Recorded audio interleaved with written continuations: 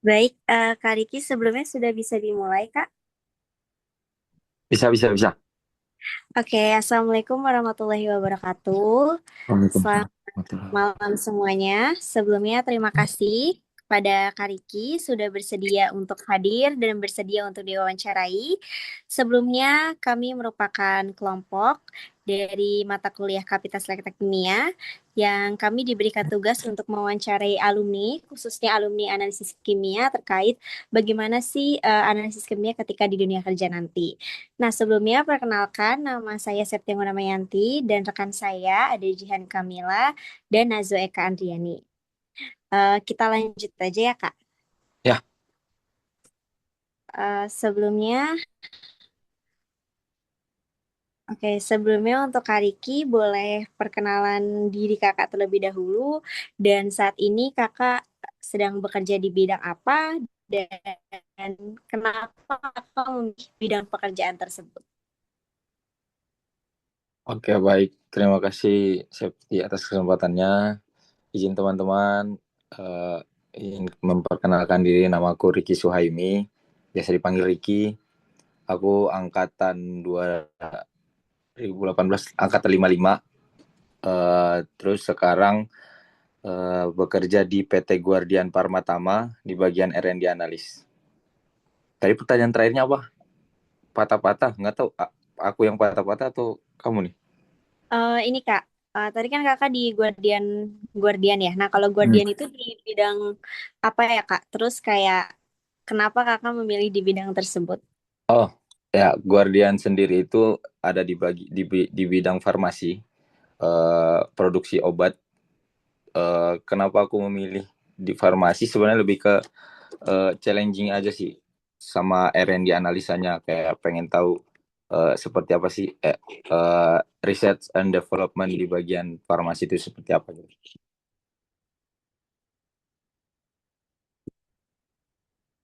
Hmm.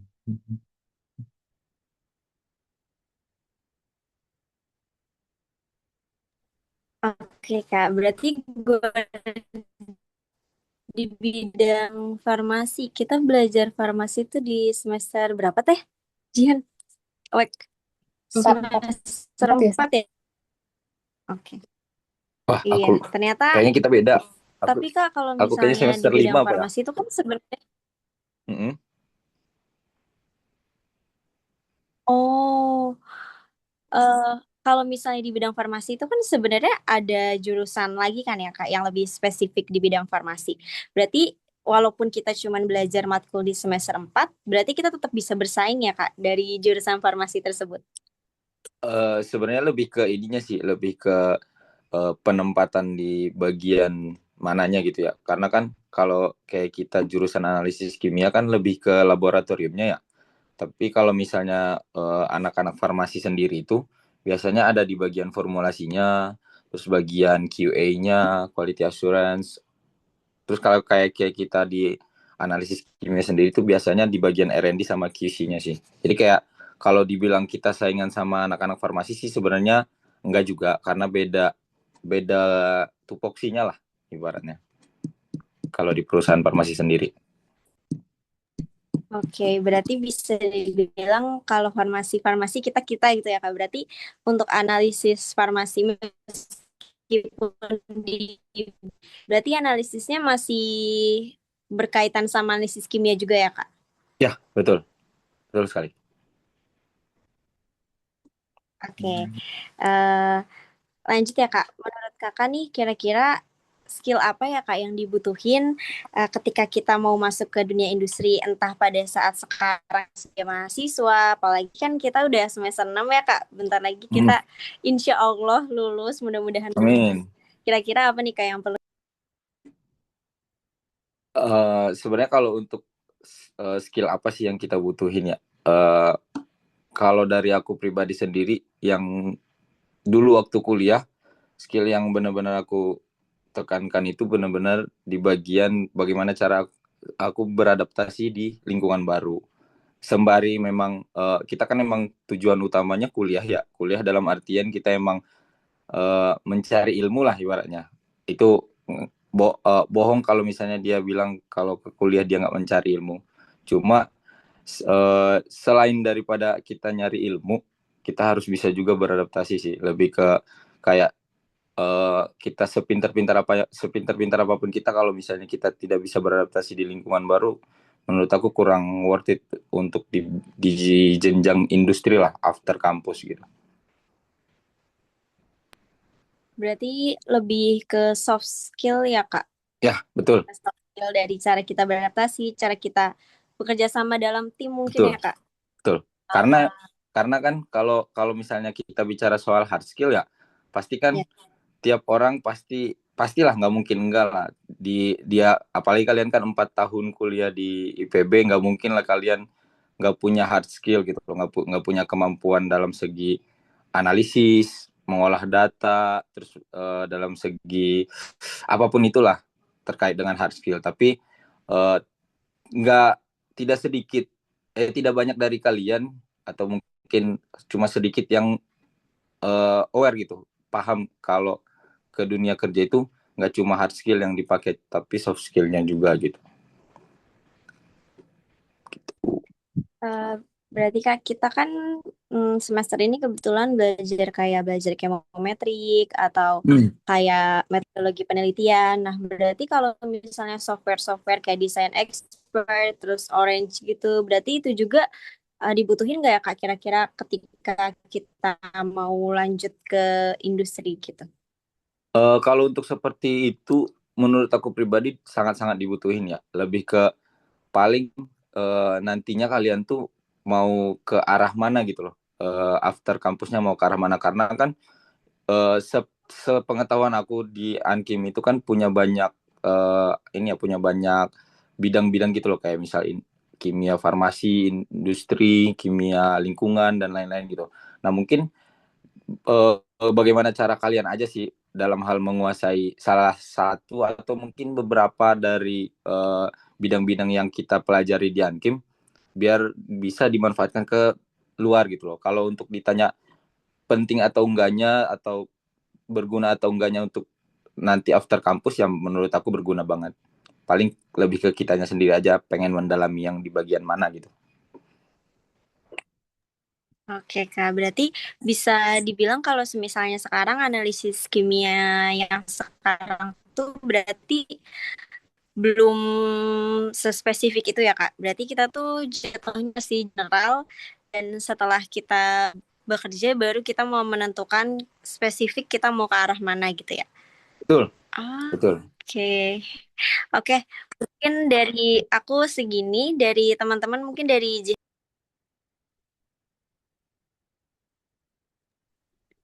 Oke, sebelumnya terima kasih Kak Riki sudah mau diwawancarai oleh tim kami. Mungkin pertanyaan selanjutnya kan tadi Septi udah tanya tentang kuliah skillnya. Nah, kan ada fase transisi dari kuliah ke bekerja ya Kak. Nah, dari Ya. itu ada tips gak Kak untuk cari kerjanya tuh apa yang harus dipersiapkan sama gimana proses rekrutmen dari pekerjaan itu sendiri Kak?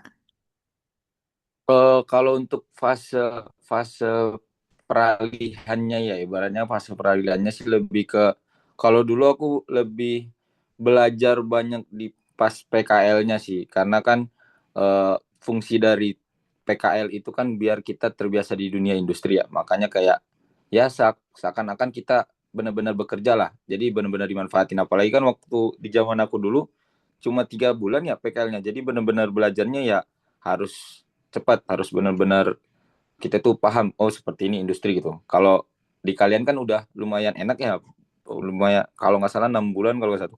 Nah itu mungkin kalau dari saran aku ya benar-benar kita tuh paham gitu loh alur dari industri itu seperti apa, apa yang harus kita pelajari di industri tersebut. Jadi ya bukan bukan ya mungkin uh, ini labelnya kalian masih mahasiswa, tapi coba di 6 bulan PKL itu tuh kalian beranggapan kalau kalian itu seorang pekerja gitu. Bagaimana cara bertanggung jawab dalam pekerjaan, setelah bekerja harus ngapain dan segala macamnya gitu.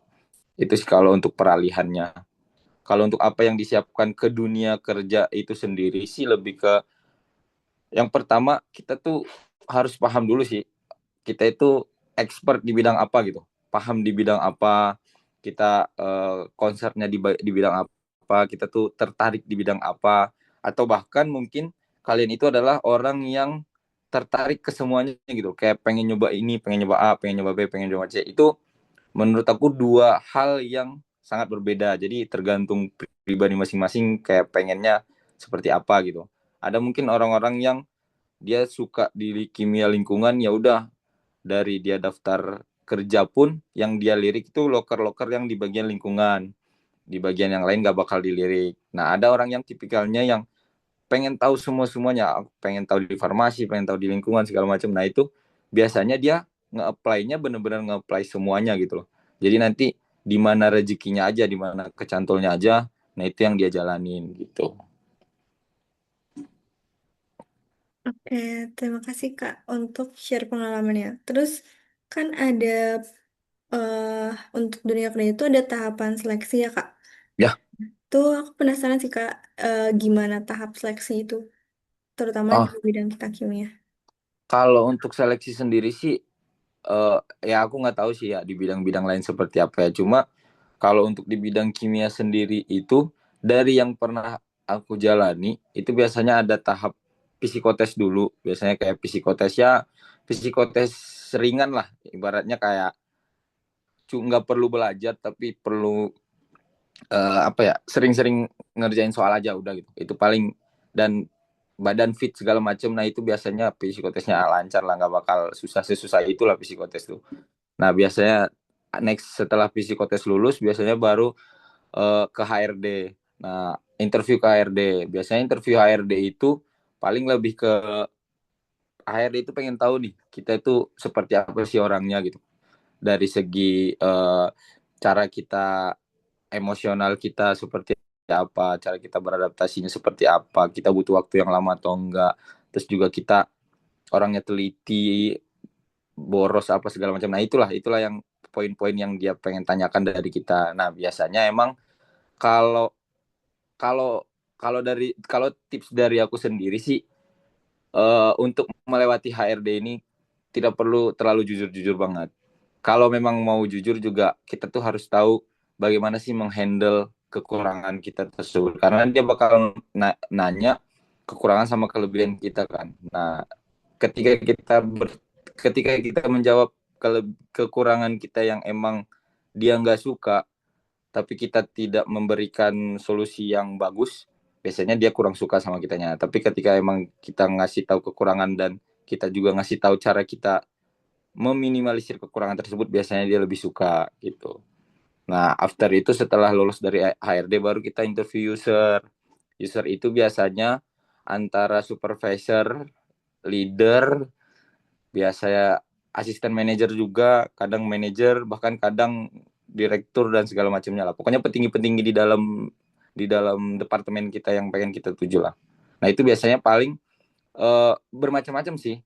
Aku aku pribadi udah, ya mungkin udah banyak pengalaman wawancaranya ya. Ada beberapa user tuh yang nanya tentang spesifik pengetahuan kita. Contoh kayak menurut kamu apa namanya prinsip kerja HPLC seperti apa, prinsip kerja ini seperti apa, cara membuat larutan seperti apa. Nah itu ada, tentang menjurus ke kimia-kimianya itu ada. Tapi nggak banyak, nggak sedikit user itu yang nanya tentang bagaimana pengalaman-pengalaman kita gitu, pengalaman dari segi organisasi, terus juga dulu pernah pernah ngadain acara apa, kayak gimana segala macam, nah gitu itu ada. Jadi kayak dia pengen taunya itu dari segi karakteristik kita gitu loh. Kalau soal kerjaan mungkin menurut dia gampang lah beradaptasi nanti gitu. Itu ada beberapa gitu. Nah biasanya kalau udah user user udah suka kita, udah tinggal offering letter, tinggal nego gaji, terus MCU medical check up, udah lolos deh kerja. Oke Kak, kelihatannya kayak menarik. Terus ada tahapannya juga ya, lumayan. Ada Lumayan lumayan beberapa. panjang. Nah itu ada semacam studi kasus gitu nggak, ya Kak? Dari beberapa tahapan tadi. Studi kasus yang gagal gitu apa gimana? studi kasus yang misalnya kita berhadapan sama calon pekerja yang lain gitu yang secara tim atau apa gitu. Atau hanya kita individu dengan HRD atau supervisornya aja. Biasanya individu sih, lebih ke ya udah face to face bareng dia, kayak kayak sidang aja, sidang sidang ujian seminar akhir tuh gitu. Hmm. Jadi yang benar-benar di situ juga kan kita diuji tuh seberapa kita panik ngejawabnya, terus juga terbata-bata, terus kayak kita nggak tahu, kalau misalnya dia nanya kita nggak tahu apa yang kita lakuin. Kadang kan orang-orang ketika dia nanya dan kitanya nggak tahu, ada orang yang so tahu gitu ya, kayak jawab saat sengasalnya aja. Ada orang yang emang mengakui kalau dia itu nggak tahu gitu. Jadi kayak disitulah dia melihat respon-respon yang kita utarakan gitu. Hmm. Nah, itu aku penasaran sih, Kak. Kan tadi ada yang kita jawab sepengetahuan kita.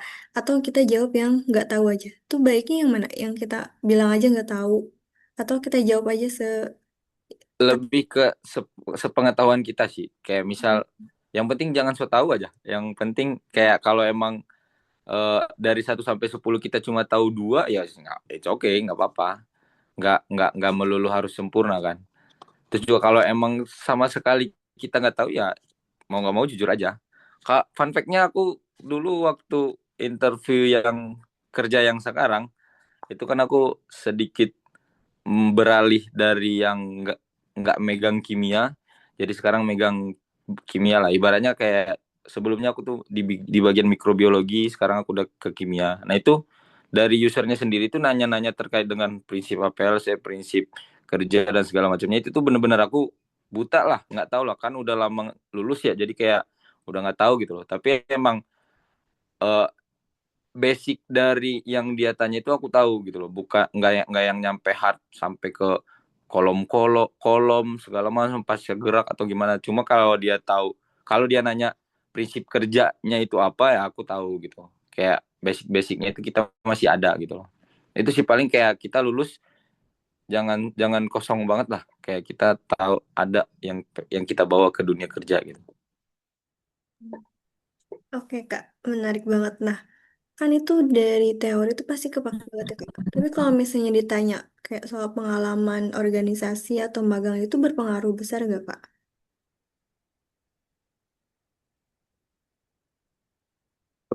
Berpengaruh besar.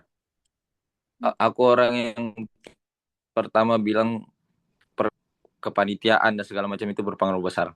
Karena dulu aku sempat pernah, pekerjaan pertama aku di salah satu industri itu benar-benar yang interview 4 orang, empat-empatnya sangat-sangat penasaran sama CV aku. Di CV aku itu kan uh, apa namanya, banyak kegiatan-kegiatan lah yang dulu waktu kuliah yang aku jalani. Nah itu mereka benar-benar pengen tahu aku tuh seperti apa sih dulu waktu kuliah. Kayak kuliah jalan tapi kepanitiaan juga jalan, kuliah jalan tapi jadi ketua angkatan juga jalan gitu. Oke, Kak. Berarti dua-duanya juga berpengaruh ya, Kak, untuk ke proses rekrutmen kerja. Nah, eh, kan biasanya tuh ada pengalaman ya, Kak. Kalau ditanya pengalaman untuk fresh graduate tuh kan kita jelasinnya tuh pengalaman magang ya, Kak. Itu tuh Hmm. emang apa pengalaman magang saja atau misalnya dia dilihat dari pengalaman kerja sebelumnya. Waktu dia sambil apa jadi mahasiswa atau emang gimana ya, Kak? Lebih baik tuh kita Hmm. lebih condong ke pengalaman kita selama jadi mahasiswa atau misalnya kita ada yang mahasiswa menjadi sekaligus magang di tempat kerja gitu. Paham, paham. Sebenarnya lebih ke, kalau menurut aku pribadi, ketika emang kalian punya kesempatan apapun itu, silahkan diambil. Contoh misal kayak libur cuma sebulan, kalian pengen magang di mana, di balai gitu, silahkan ambil. Karena emang itu berguna buat kurikulum vitae kalian kan, CV kalian. Nah nanti memang dari si rekrutmen itu sendiri biasanya ngebaca satu-satu tuh, benar-benar detail kalian kalian tuh ngapain aja gitu loh sebelum kalian ngelamar di mereka itu kalian tuh ngapain aja. Misal kalau kalian nyantumin kalian pernah magang sebulan di misal di Balai Air Tawar gitu, Air Tawar Bogor. Nah itu pasti mereka nanya, kalian tuh selama sebulan tuh ngapain aja?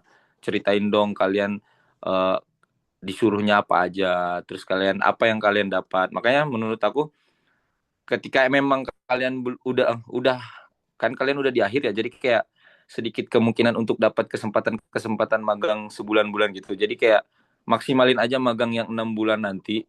Bener-bener bener-bener hari per harinya itu kalian harus punya minimal satu yang kalian dapat di industri tersebut gitu loh.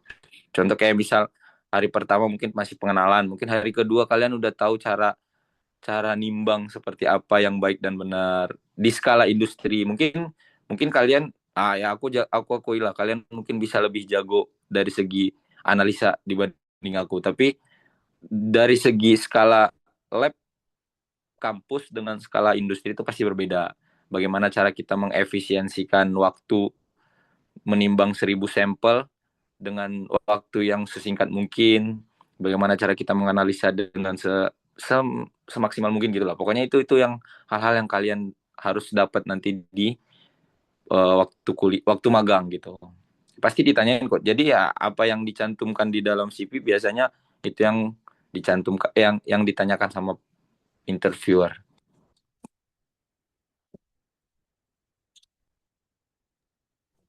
Oke, Oke. terima kasih sudah menjawab beberapa pertanyaan tadi. Mungkin dilanjut oleh Septi kembali. Oke. Oke. Baik, udah ya. Jen, tapi aku mau sebentar sebelum ke temanku yang satu lagi, aku mau izin nanya juga, Kak. Jadi, Boleh. kalau semisalnya, tadi kan kita harus belajar dan lain-lain, tapi kan kalau misalnya di Ankim tuh agak susah ya, Kak, dapet IPK yang tinggi, kayak Hmm. prodi-prodi lain, jujur. Kayak, kalau ngelihat prodi-prodi lain kayak cum laude gitu. Nah, sebenarnya nanti berpengaruh nggak sih, Kak, IPK kita tuh untuk ke jenjang selanjutnya ke industri, sebenarnya pengaruh nggak sih, Kak, gitu? Gini, gini. Kalian pertanyaannya cukup, menurut aku cukup pas untuk aku yang punya IPK yang kecil. Gini, aku mau ngelurusin. IPK gede itu bukan IPK itu berpengaruh ke dunia kerja, enggak. Karena IPK tinggi pun ada banyak yang maksudnya yang emang pekerjaannya bagus-bagus. Tapi tidak menutup kemungkinan IPK orang-orang yang IPK-nya sedang dan juga kecil juga dapat pekerjaan yang bagus gitu loh. Jadi kalau ditanya IPK itu berpengaruh nggak sih Kak? Berpengaruh. Mungkin berpengaruh dalam artian ke administrasi karena beberapa lowongan kerja itu ada yang minimal IPK di atas 3 gitu. Minimal IPK di atas 3. Nah, itu tuh berpengaruh ke sananya gitu. Tapi ketika kalau pertanyaannya diubah, Kak, IPK itu menentukan kita bekerja atau enggak gitu. Kalau berpengaruh, tapi menentukan kita bekerja atau enggak. Karena uh, ya enggak selamanya IPK tinggi itu lebih tinggi gajinya daripada orang-orang yang IPK rendah. Tuh. So, Oke. kalau emang sebenarnya lebih ke ini sih, kalau kalau dari saran aku pribadi, kalau ini yang aku terapin dulu ya waktu di waktu di mahasiswa, karena emang kalau kalian tanya ke siapapun angkatan-angkatan 55 juga nggak bakal pasti bakal tahu IPK aku segede apa gitu. Pasti ya standar-standar anak-anak Ankim lah yang dapat 3 juga udah syukur gitu. Nah, itu yang aku tanamkan itu tuh kalau emang dari segi pengetahuan aku kurang, apa nih yang harus aku naikkan gitu. Kayak misal aku kurang di hard skill, ya udah soft skillku itu harus di atas rata-rata. Kalau kita soft skillnya udah di atas rata-rata, lebih bagus lagi kalau misalnya dua-duanya di atas rata-rata, itu oke. Itu pasti kayak ya gampang lah, enak lah. Tapi kalau emang kita ada kurang di salah satunya, ya mau nggak mau satunya lagi itu harus benar-benar naik gitu loh. Gitu. Oke, terima kasih Kak. Sama mungkin satu lagi Kak, tadi kan ada interview user ya Kak. Nah, Hmm, berarti itu ketika kita mau bekerja tuh kita harus mengalami interview 2 kali ya. Berarti kalau misalnya yang HRD tuh lebih ke pribadi kita sendiri, terus kalau user tuh lebih ke apa yang mau kita kerja gitu Kak. Berarti ya, kita harus belajar belajar tentang perusahaan itu dulu ya. ya, betul, betul. Oh. Kayak misal nih, kalian contoh lah ya, contoh kalian mau daftar di bagian R&D analisa gitu, di perusahaan obat kayak yang aku sekarang. Nah itu berarti mau nggak mau ya, selain kalian mengupgrade diri kalian dari segi soft skillnya dan segala macamnya, ya kalian harus tahu juga R&D analisa itu tupoksinya apa aja, terus alat-alat yang biasa digunakan apa aja, terus juga di industri farmasi. Nah, farmasi itu ada apa aja, pengujian paracetamol, vitamin C gitu-gitu. Nah, itu tuh harus kalian tahu juga sebenarnya. Hmm. Oke Kak. Oke, mungkin dari aku boleh lanjut Nazo Eka mungkin. Baik, sebelumnya terima kasih Kak Riki sudah sharing-sharing nih ke kita tentang pengalamannya. Untuk pertanyaan dari selanjutnya ini, Kakak kan udah bekerja cukup lama ya Kak. Mungkin udah beberapa industri juga, nggak cuma satu. Nah, apa sih perbedaan yang paling kerasa antara dunia perkuliahan dan dunia kerja? Terus juga, apa namanya, apa sih culture shock yang mungkin kerasa banget pas udah di dunia kerja? Terus juga, eh, tiap industri tuh ada culture shock masing-masing atau enggak, Kak? Paham, paham. Kalau untuk perbedaan dari dunia kerja dengan dunia pendidikan ya balik lagi kalau di dunia pendidikan kan kita tekanannya lebih ke nilai, tugas-tugas dan segala macamnya. Tapi kalau di dunia pekerjaan kan tekanan kita udah jauh lebih besar daripada itu gitu loh. Kalau untuk di dunia pendidikan kan kita tekanannya untuk diri kita sendiri ya. Jatuhnya kalau emang kitanya malas-malesan, kitanya nggak ambisius dan segala macamnya itu ya yang rugi kita sendiri gitu loh. Tapi kalau misalnya di dunia industri kita melakukan hal yang sama ya dampaknya itu ya besar gitu, bukan cuma untuk diri kita pribadi, untuk departemen, terus untuk ya panjang lah untuk perusahaan dan segala macamnya gitu. Bahkan mungkin bisa menyebabkan kerugian-kerugian dari segi perusahaannya gitu. Nah, itu untuk perbedaan yang signifikan lebih ke ketekanannya.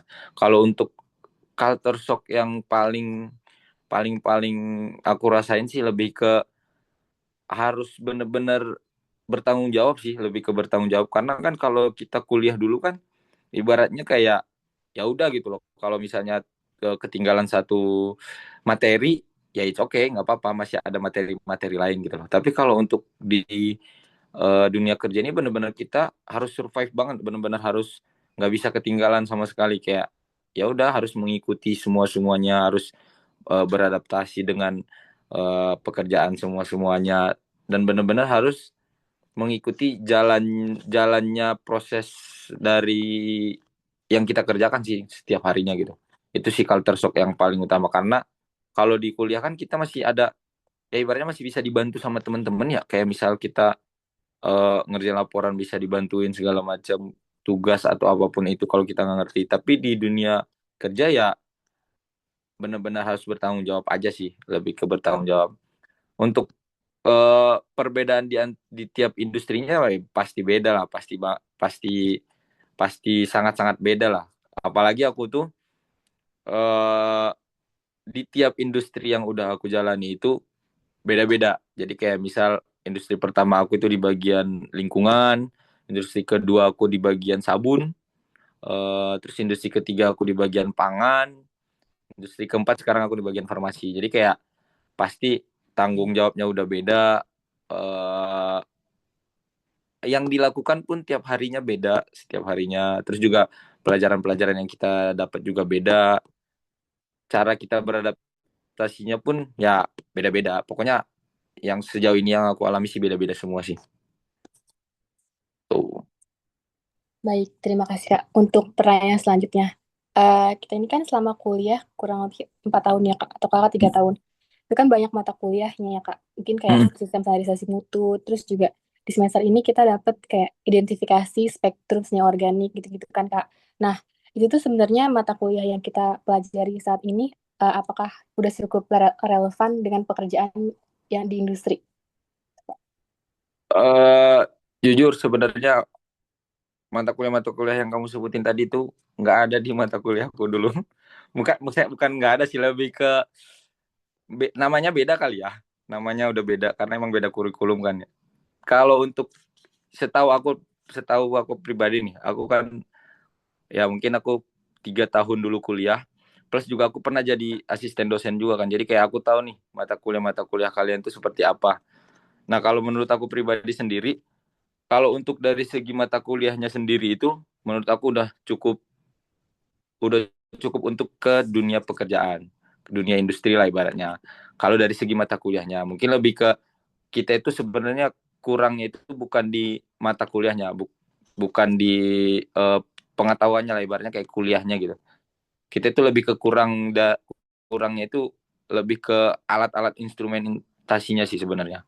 Jujur uh, lumayan cukup sedih ngelihat kampus sendiri itu sangat-sangat amat tertinggal dibanding kampus lain gitu. Karena kan di dunia industri nanti kalian yang akan kalian hadapi itu pasti kalian ketemu sama orang-orang yang lulusan-lulusan kampus lain gitu loh. Kayak misal saingan terberat kita itu ada Smakbo, ada AK Bogor, terus dan lain-lain lah gitu loh. Masih banyak kampus-kampus lain. Nah itu menurut aku pribadi kita sangat-sangat amat tertinggal sih. Bukan cuma tertinggal gitu, tapi sangat-sangat amat tertinggal. Karena kita itu cuma punya setiap harinya pasti ngelakuin yang konvensional aja, titrasi dan lain-lainnya lah. Kita tuh kurang dalam hal instrumentasinya lah. Karena kan di dunia industri sendiri itu emang iya sih masih banyak perusahaan-perusahaan yang emang masih menggunakan konvensional, tapi udah lebih banyak lagi yang menggunakan instrumentasi. Jadi ya kita mau nggak mau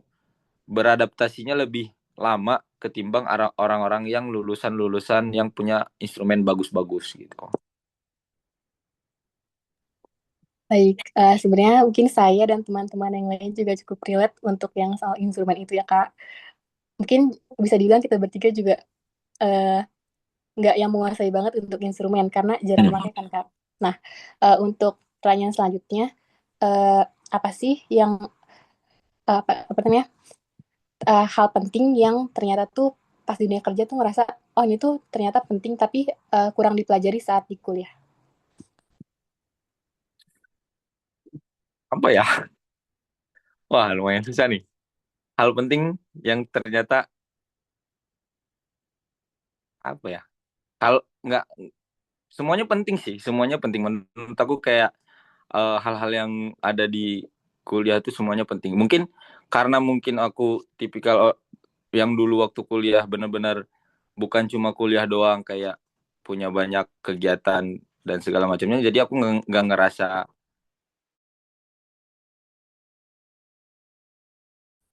ada yang kurang sih dari segi perkuliahan. Ke dulu tuh aku kurang rajin aja sebenarnya. Kalau misalnya dulu aku rajin mungkin bisa aku lebih hebat dari yang sekarang gitu. Kalau untuk hal penting-penting ya mungkin penting semua sih. Jadi ya jangan sampai terlewat aja kayak momen-momen apa yang kalian punya itu ya udah benar-benar dimaksimalin gitu ibaratnya. Oke Kak, untuk pertanyaan terakhir, kita kan untuk lulus dari D4 ini kan harus punya minimal satu sertikom nih Kak.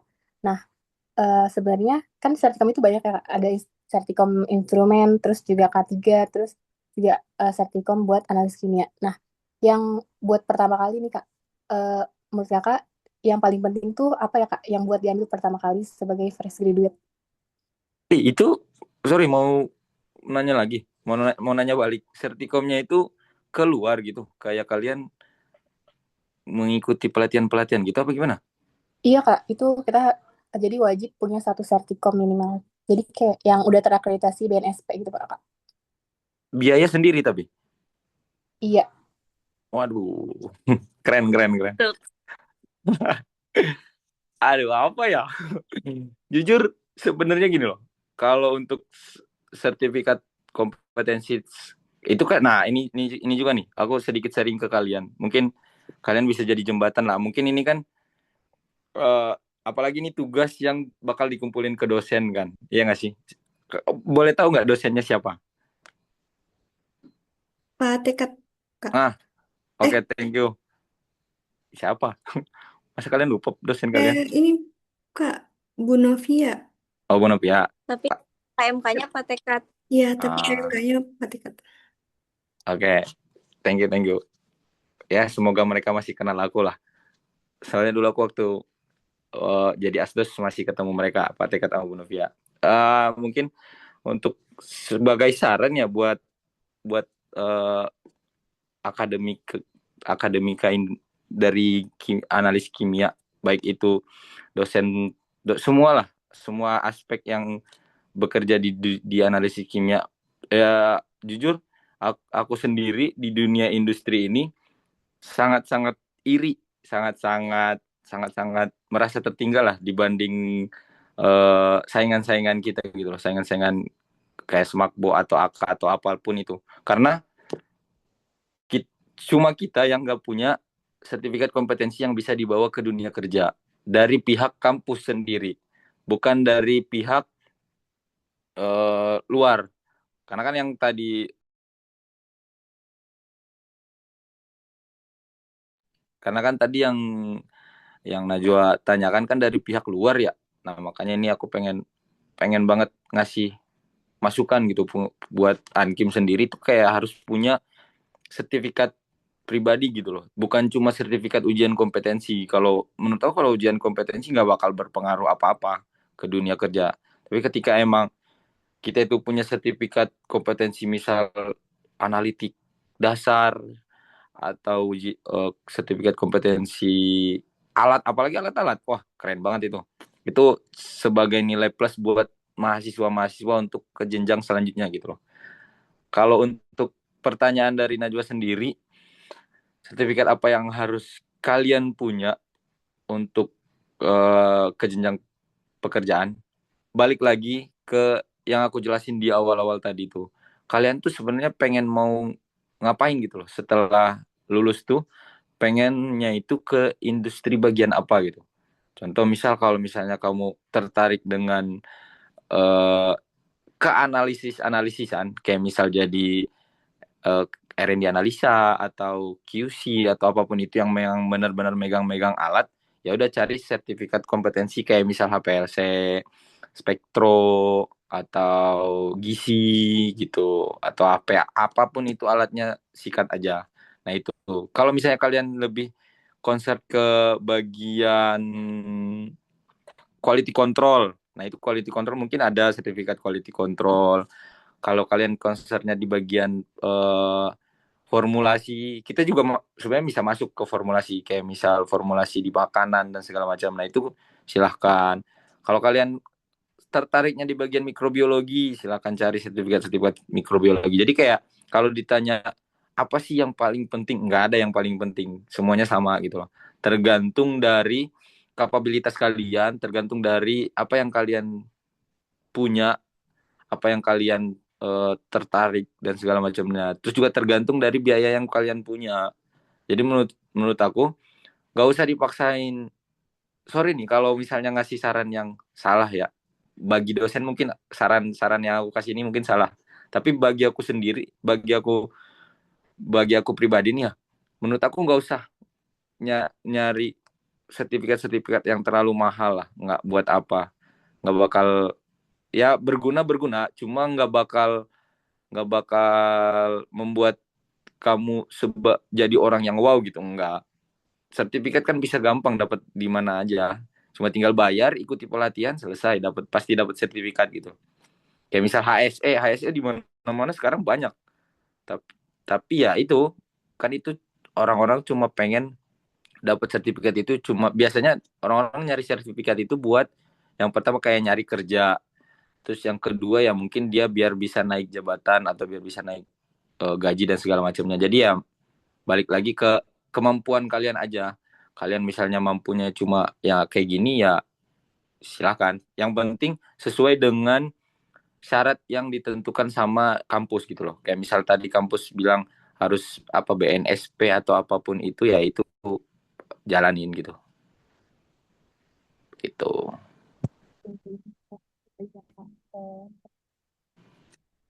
akreditasi program studi itu sebenarnya nggak harus datang ke apa tuh proses rekrutmen gitu. Karena akreditasi kita juga masih baik. Ya, tahu akreditasinya tiba-tiba turun. Kalau untuk akreditasi sendiri sih sejauh ini aku belum tahu ya. Maksudnya belum pernah dengar info tentang rekrutmen itu. Akreditasi itu mempengaruhi rekrutmen, aku kurang tahu. Cuma mungkin menurut aku pribadi, kalau orang HRD atau rekrutmen kayak gitu tuh ya bisa mempertimbangkan lah kalau kita itu lulusan IPB. Jadi nggak ada tuh kayak IPB jadi akreditasi apa nih sekarang gitu, nggak ada menurut aku. Menurut aku kayak kalau kita udah punya label, oh si ini, oh dia ini alumni dari IPB jurusan analisis kimia D4, oh udah termasuk dari gitu. Ya, terima kasih Kak. Untuk selanjutnya saya serahkan kembali ke Septi ya. Terima kasih Kak. Oke, Gimana terima nggak kasih kedengeran? Najwa, terima kasih. Mungkin dibalikin lagi Kak ke aku.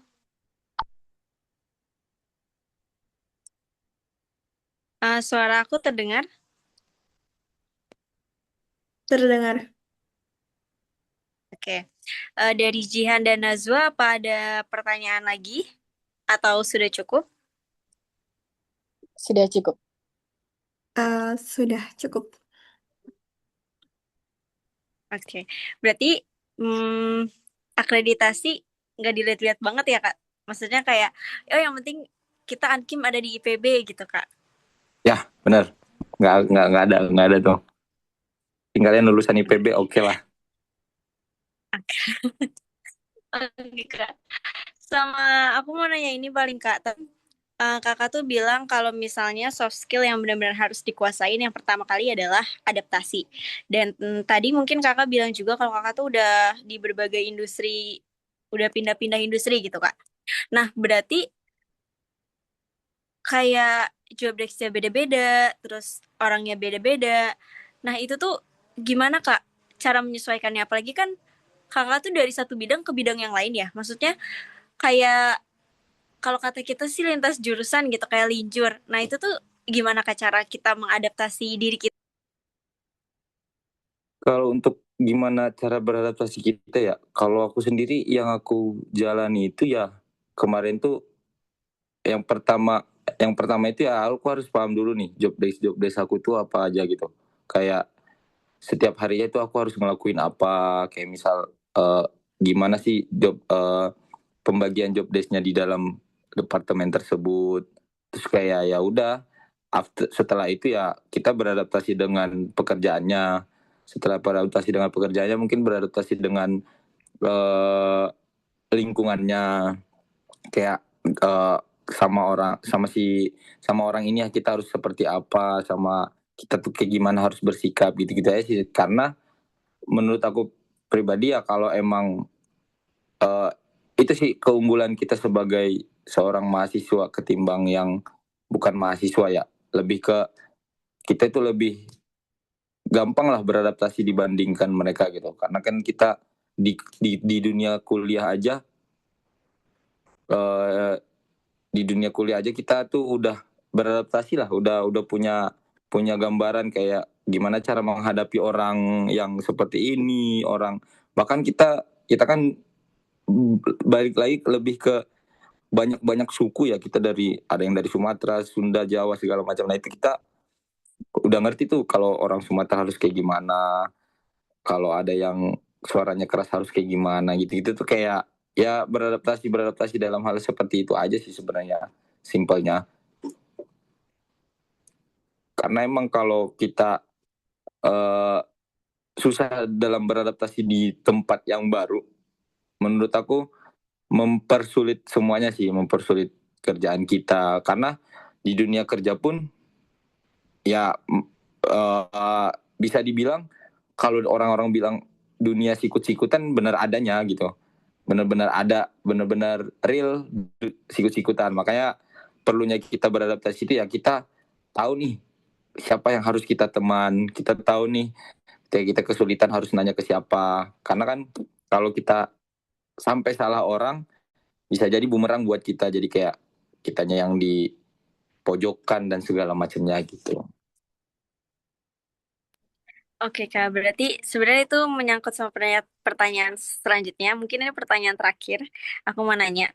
Jadi kalau misalnya aku tuh merasa di Ankimin itu kan kita kayak dituntut untuk bisa gitu Kak. Dan kadang tuh beberapa orang tuh jadi individualis gitu. Jadi kayak ya udah yang penting diri sendiri dia aja gitu. Nah kalau misalnya sikap yang kayak gini tuh sebenarnya memang di dunia kerja juga kita akan menjadi individualis yang mana ya udah masing-masing aja atau kayak memang ini tuh pengaruh dari lingkungan kita juga yang emang mengharuskan kita untuk bisa gitu Kak. Kalau soal individualis ya memang di Ankim sendiri emang entah kenapa sangat-sangat melekat lah ibaratnya segi individualis itu ya. Menurut aku sendiri itu kalau untuk individualis sendiri ya bakal kerasa nanti di dunia kerja kayak ya pasti ke bawah itu sifat-sifat individualis itu kayak kalian nggak biasa berteman pasti di dunia kerja pun akan susah mendapatkan teman. Menurut aku pribadi itu cukup merugi sih orang-orang yang di dunia kuliah itu sedikit individualis. Maksudnya gini uh, orang yang individualis berbeda dengan orang yang ambisius ya menurut aku. Kalau ambisius itu kan lebih ke dia tuh pengen mengejar impian dia ya, kayak misal gue pengen IPK 4 segala macam ya silakan tapi tetap berteman. Kalau orang-orang yang individualis kan ya ya udah buat dirinya sendiri aja udah selesai gitu, kayak tugas buat dirinya sendiri atau apapun itu ya dia lebih mengutamakan dirinya gitu. Nah itu menurut aku cukup merugi sih karena di dunia pekerjaan kalau kita punya sifat yang seperti itu lumayan cukup ter ter apa ya tersulitkan lah, karena kan ya syukur-syukur kalau kalian misal dapat pekerjaan yang emang satu lab itu isinya cuma kalian doang, tapi kan nggak banyak gitu pekerjaan yang kayak gitu, pasti sedikit, pasti kebanyakan pekerjaan-pekerjaan yang di lingkungan kimia itu sendiri itu pasti berhubungan dengan orang lain, baik itu kalian menjadi analis, baik itu kalian jadi QC atau apapun itu ya pasti berhubungan lah. Bahkan ketika kalian mungkin jadi seorang individualis pun kalian kan masih punya atasan gitu, masih punya atasan atau mungkin masih punya bawahan. Kalau kalian masih punya sifat seperti itu ya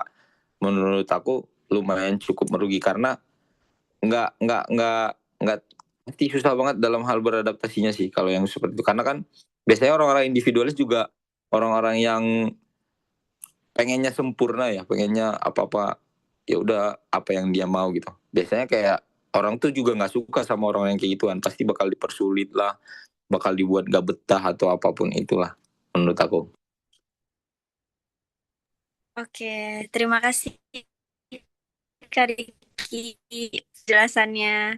Dari teman-teman mungkin sudah ya, sudah cukup karena lebih dari 20 menit juga, tapi dari dosen kami memperbolehkan kalau misalnya memang wawancaranya lebih dari 20 menit.